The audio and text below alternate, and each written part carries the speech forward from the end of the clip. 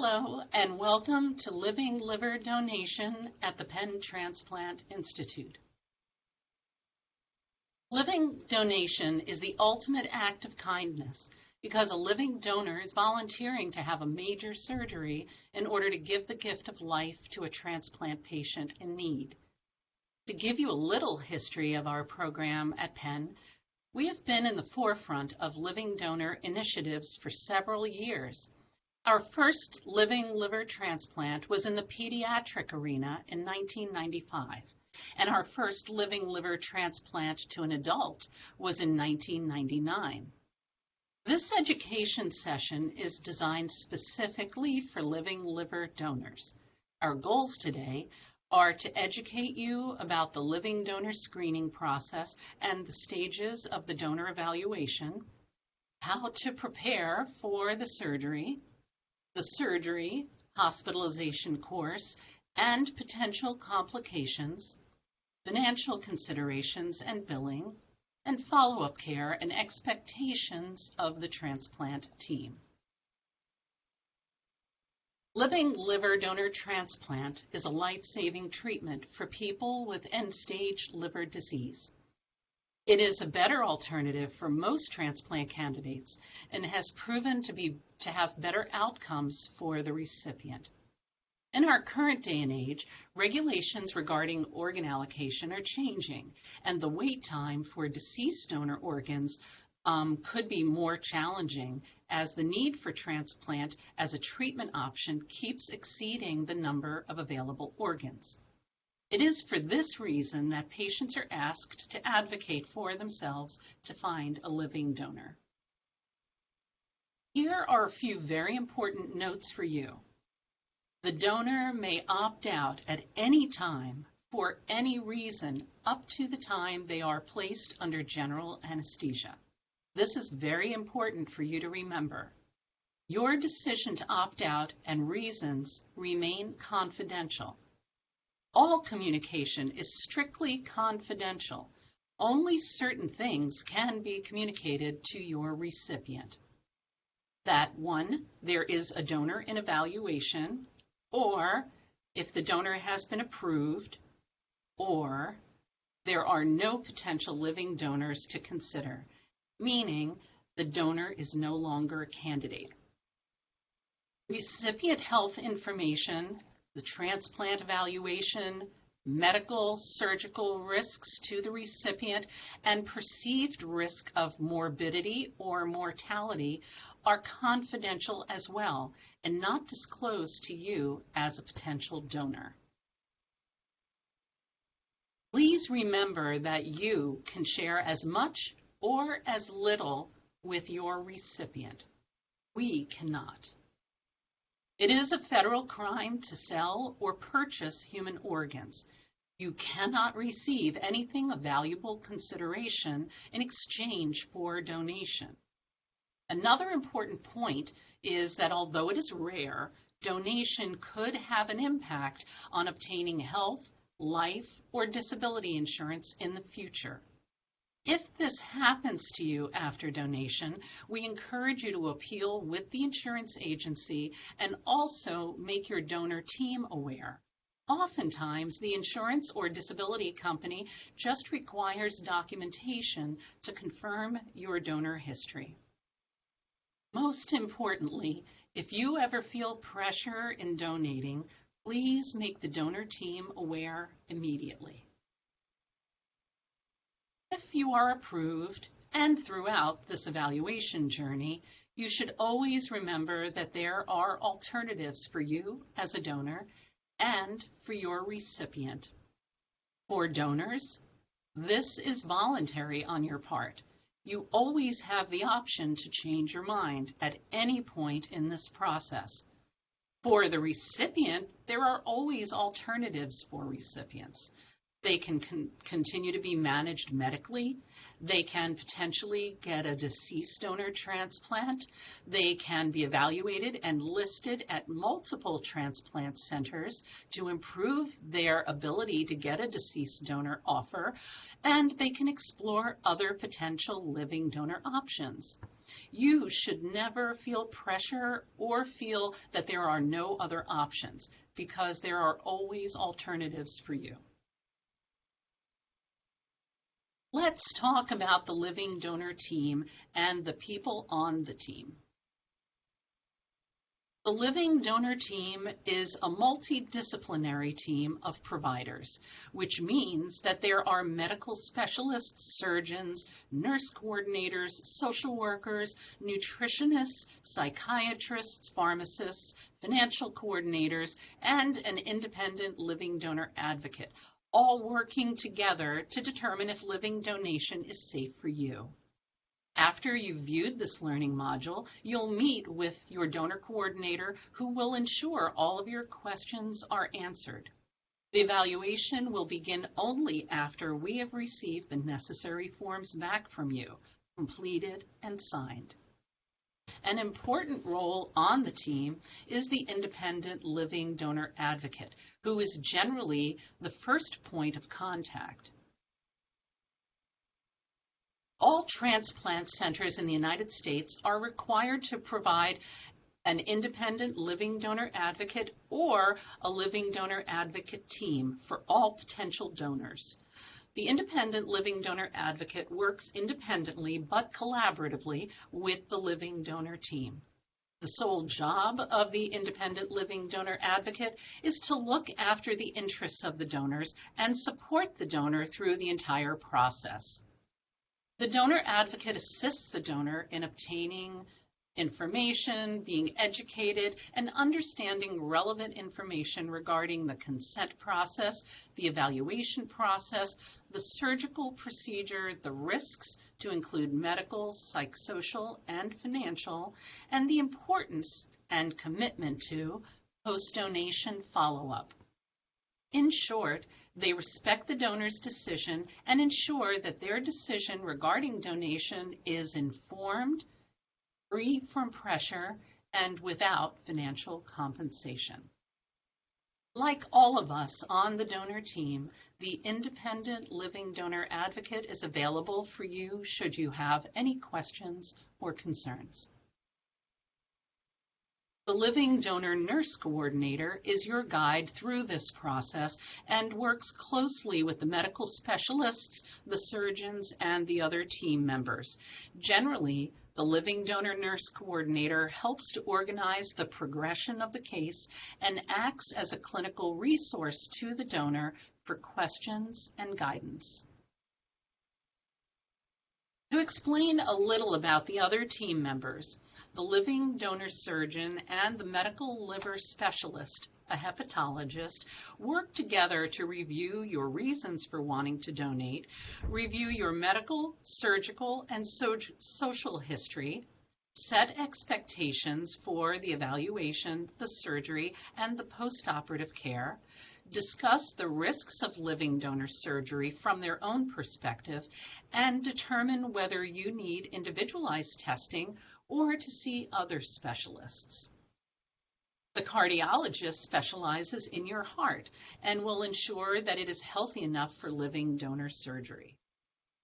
The social worker will review your financial and social support and provide information to you about assistance programs that may benefit you. The psychiatrist specializes in your mental health and will assess your mental health history and coping mechanisms. The nutritionist will assess whether your weight is healthy enough for this type of surgery and if you need to make any changes, for example, lose weight or possibly gain weight. The pharmacist will review your medications and any that may need to be temporarily stopped. And lastly, the financial coordinator will ensure that billing is directed appropriately to the recipient's insurance. Please note, it is possible that certain financial responsibilities associated with living donation, including post-donation expenses or other incidental costs, may not be covered by the recipient's insurance. Every role on the team is important in its own way, and we all work together with a single focus: the donor and the donor's safety. The referral process starts your journey, and it is the beginning for all donors. In short, it is the way of telling us that you would like to be considered as a living donor. Living liver donors should meet the following criteria. Generally, be in very good health with no serious or long-term health issues, not be obese. We look optimally for someone with a body mass index less than 35 as an optimal goal. All donors should have health insurance. They must have active health insurance because we can find something or discover something that requires it be followed up by your own physicians. Other requirements such as age, blood type, and having a primary care physician are specific to liver donors. Please refer to the table on this page for more specific information. Let's talk about the living donor process a bit. Understanding the process will help prepare you for the order of things to set realistic expectations. The process started when you completed an online health screening questionnaire. That questionnaire was reviewed and, in your case, deemed acceptable to proceed to the next step, which is donor education. It is important that the living donor be educated by the transplant center to ensure that you are not misinformed about several very important facts. By doing so, we are providing reliable information about our process, the risks, and the outcomes that enable you, the donor, to make decisions that are most appropriate for your situation. If you're approved to move to the evaluation phase, you must review and sign informed consent prior to beginning your evaluation. Note that informed consent is an ongoing process which starts here with education. The evaluation process is the next step in the living donor journey and will occur in phases until the living donor surgery is complete or until it is deemed you are not a candidate for donation. During this evaluation phase, we will arrange testing and consults necessary to determine if living donor surgery is appropriate for you. The liver is an amazing organ. It is responsible for the metabolic needs of your body and makes the proteins that help the blood to clot. It's located in the upper abdomen, protected by the rib cage, and it has the ability to be split into separate pieces without harm to the donor. And each piece will grow to work as a normal, independent liver. In an adult live donor transplant, the right lobe is generally used as the target lobe. In an adult to a child liver donor transplant, the left lateral segment, which is a small piece of the tip of the liver, is generally used. You should be aware that you can only donate your liver once. Also, because of where the gallbladder is in relation to your liver, the surgeons will need to remove your gallbladder during the living donor surgery. Note, this does not apply to pediatric donors. The evaluation process includes a medical evaluation with a hepatologist, a surgical evaluation, cardiology evaluation, diagnostic testing and labs, a psychosocial evaluation with a social worker, psychiatrist, and also an independent living donor advocate. Part of your testing must include age-appropriate cancer screenings such as mammogram, pap smear, colonoscopy. If these tests have already been completed, it is possible we can accept those results. Please ask your providers to fax those results to your team for review. Consultation with other living donor members and specialists may also be needed to complete your evaluation, such as infectious disease, hematology, pulmonology, and additional testing may also be required based on your age, your past history, or the results that we see. If additional testing is indicated, the reasons and more specifics will be discussed with you. Your donor coordinator will guide you through the process and will provide you with instructions. She will provide explanations regarding the results and will be available to answer your questions along the way. Your current health status and medications could affect donation and recovery, and this will also be discussed with you during your evaluation, if applicable. You should be aware that there are potential risks to the living donor evaluation, such as allergic reactions to the contrasting agents used in diagnostic testing, such as CAT scans or MRIs. We could discover a reportable infection, and at times certain results require that we report those to infectious disease, the CDC, or possibly the recipient. Discovery of serious medical conditions is also a possibility. Certain serious conditions would prevent your ability to be a living donor and may require follow-up with your own physician.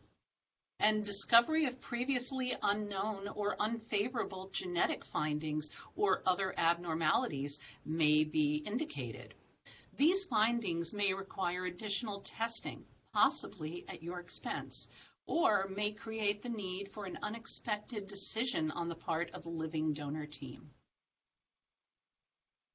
The living donor team meets regularly to review and discuss the living donor cases.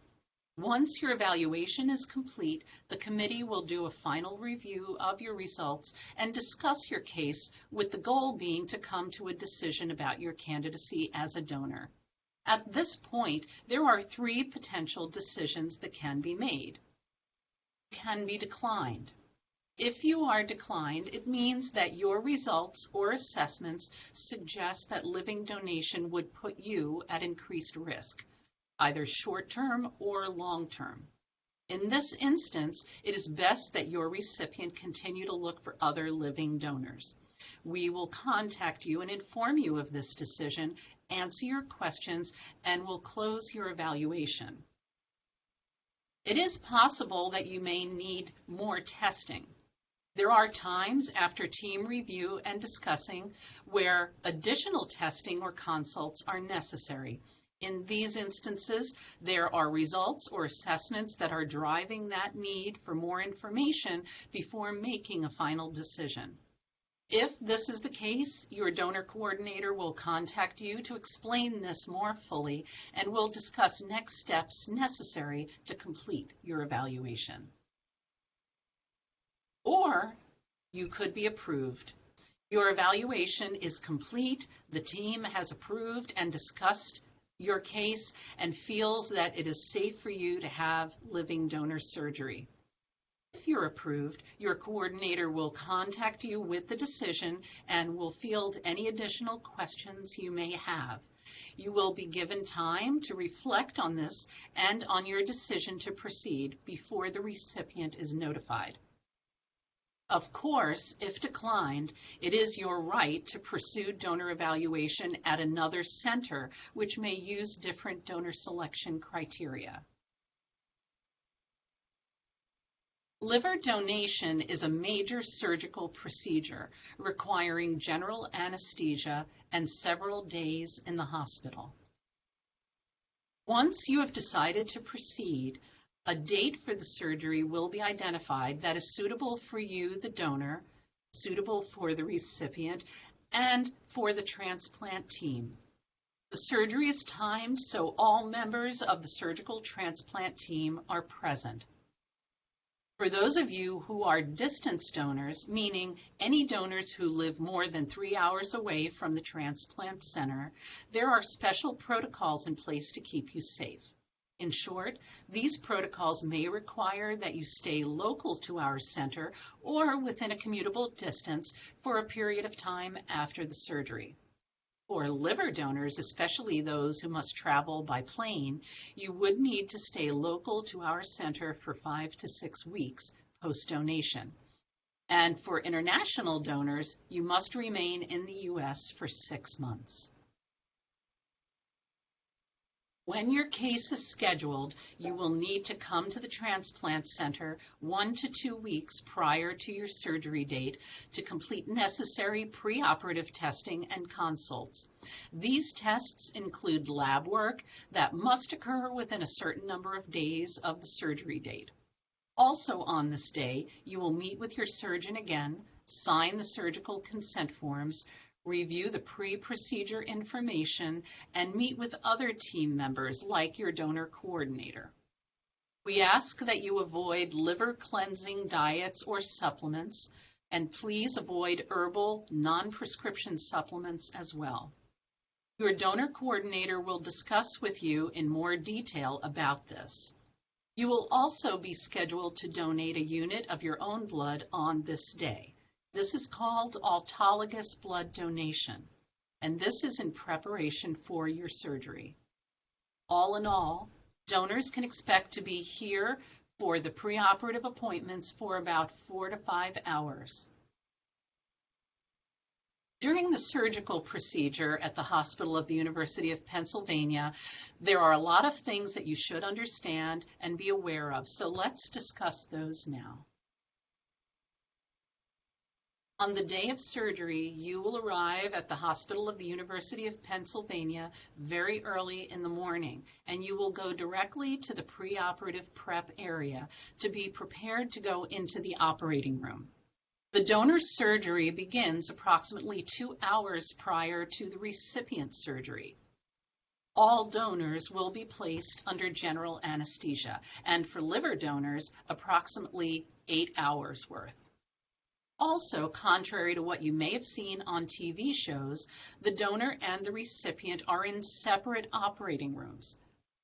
Always remember, you can elect to change your mind up to the moment you are put under general anesthesia.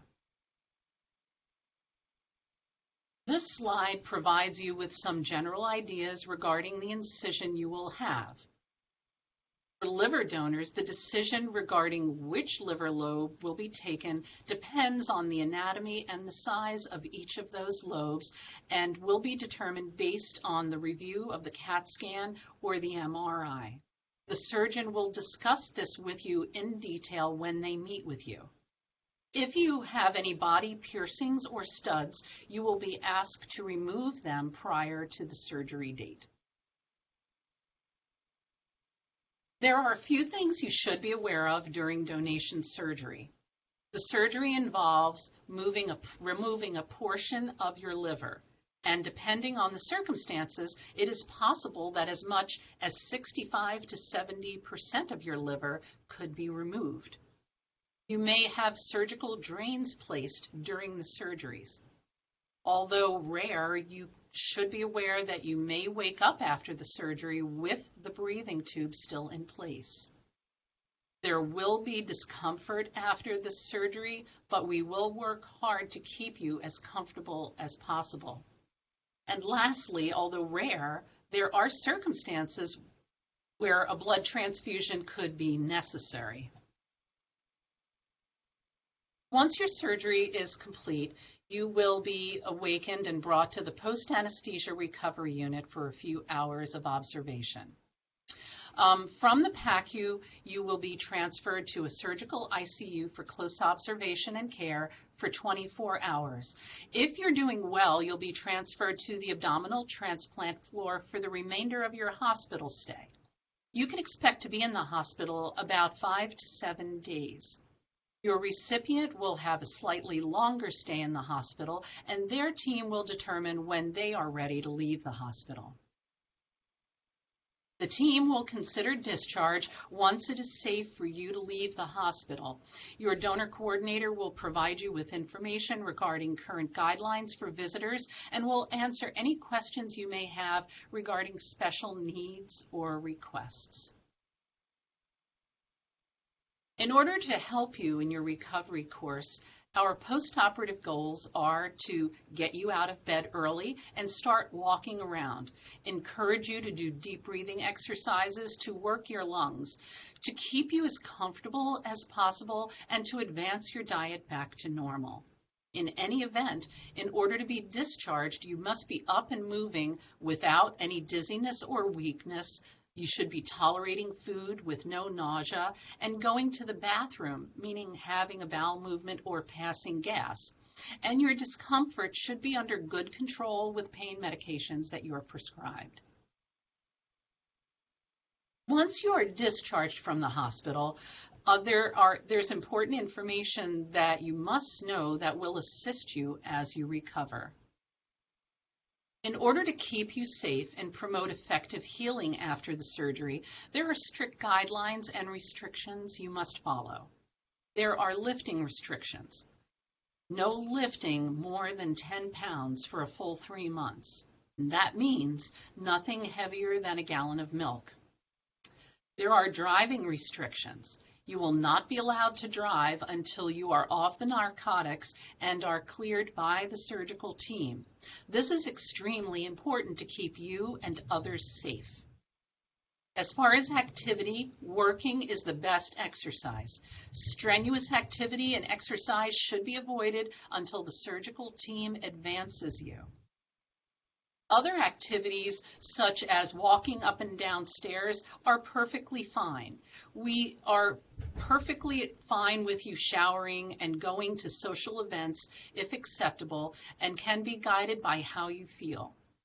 Do not immerse yourself in water until your incisions and drains are completely healed.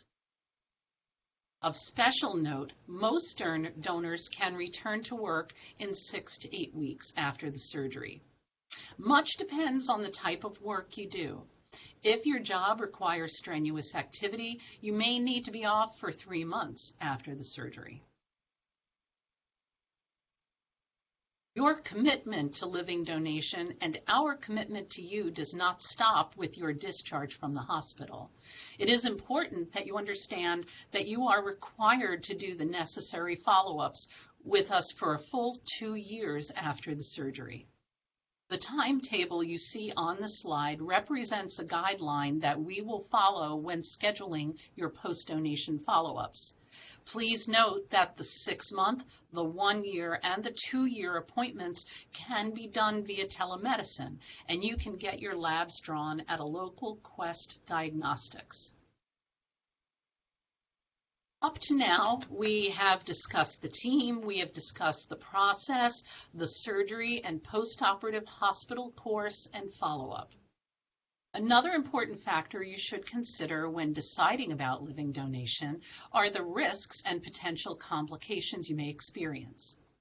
Many of the listed complications are possible for any type of surgery, not just living donation surgery. But it is important that you understand that donation of a liver lobe requires a major surgery, and with that comes potential risks. Although we work hard to minimize those risks to you as a donor, we can't guarantee 100% that nothing bad will happen. Additional risks, such as acute liver failure with the need for a liver transplant, temporary liver dysfunction with recovery, and that depends on the total amount of liver removed from during donation. There's a risk of red blood cell or other blood product transfusions. There are biliary complications that could occur to include a leak or a stricture, which is a narrowing of the bile ducts, and that may require additional intervention. There are laboratory tests performed after donation that may result in abnormal or false positive results that may trigger additional tests that have associated risks. Please note that like any other major surgery, there is the risk of abnormal heart rhythm, a multi-organ failure, cardiac arrest, abdominal symptoms, nerve damage, stroke, death, or complications impacted by age and other pre-existing conditions. Risks will be reviewed with you in full during your evaluation. Your donor coordinator is happy to review these risks as well and to reinforce any questions or concerns that you may have. You should be aware that if any medical conditions develop after donation, they must be reported to the transplant center as soon as possible, as they may also affect the health of the recipient. Examples of these conditions would include any infectious diseases or malignancies like cancer. If anything is discovered within 2 years post-donation, we may need to notify the recipient of your donated organ of this. Report to local, state, or federal public health authorities as required by law. Notify the recipient team or the recipient transplant center if the transplant was not done at Penn, or report to UNOS, which is the OPTN Improving Safety Portal, which is the National Donor Database. Now let's discuss some other miscellaneous important information. Let's talk about finances of living donation. Most importantly, for most cases, the recipient's insurance covers the medical expenses of the donor evaluation, hospitalization, surgery, and post-operative follow-up for the first few months. Although some insurance carriers will cover some travel expenses for the living donor, most will not, nor will they cover lost wages. It is for that reason that we encourage you to look at your finances very carefully and speak to your employer about your benefits should you need to be off for a few weeks to possibly a few months after donation. Important questions you should ask are, will you be paid while you are home recovering? Will it be full pay or a percentage of your salary? Do you have enough benefit time, which means sick leave, vacation, or personal time, to cover you while you are out if needed? And do you live in a state that may offer disability coverage at the state level? You should not receive any bills for any of the evaluation, testing, consults, surgery, hospitalization, or follow-up care. If you do, please send a copy of your bill to your donor coordinator so they can ask our financial team to resolve the issue. Additionally, there is a grant supported by the National Institute of Health to help donors recover or cover certain incidental expenses that they may encounter, such as travel costs, hotel and food costs while traveling, gas or plane or train costs. It's only available to donors who are proceeding to the surgery. So this grant is available to apply for through the link that is on this slide, but eligibility is based on income. The social worker will discuss this with you if you begin your evaluation. Future health problems you may experience after donation may not be covered by the recipient's insurance, so this may affect lifetime benefits under your insurance, resulting in the need for lifelong follow-up and care at the donor's expense. Outcome data for recipients, both national and center-specific, can be found at www.srtr.org. Center and national donor-specific outcome data will be shared separately during your evaluation. We are happy to review our current outcomes with you and can answer all of your questions. As always, we at Penn Transplant Institute and your donor team are here for you. A surgeon, medical specialist, nurse coordinator, or nurse practitioner is on call 24 hours a day, 7 days a week, 365 days per year to address the following: organ offers, recovery of donor organs, to perform transplant surgeries, and to address urgent clinical needs for our inpatient and outpatient transplant patients and our living donors. If there is a change in our ability to provide this coverage, we will notify you within 7 to 10 business days. If a local or regional emergency impacts our ability to provide care related to a transplant or living donation, we will use available resources to notify you and identify a local or regional center to help transfer your care. Lastly, the United Network for Organ Sharing is a U.S. federal agency that oversees all organ donation and transplants. They maintain and oversee the national patient wait list for all organ types. If you have any questions about donation and transplant-related data, or have concerns or wish to file a grievance, please call the appropriate phone number listed on this slide. All donors can also go to the www.srtr.org to review and compare transplant and living donor data for each center in the United States. If transplant is not provided in a Medicare-approved transplant center, the recipient's ability to have immunosuppression paid for by Medicare may be affected. This is an important thing for you to understand. The Hospital of the University of Pennsylvania is currently an approved Medicare transplant center. The Penn Transplant Institute will notify you if our CMS or Medicare status changes. Thank you for completing our donor education module. We know you will have questions, and we're happy to answer them for you. If you have additional questions about the contents of this education module or about living donation in general, please don't hesitate to contact our living donor team at 215-349-8220. To complete the education portion of the donor process, you will be sent forms to complete and return.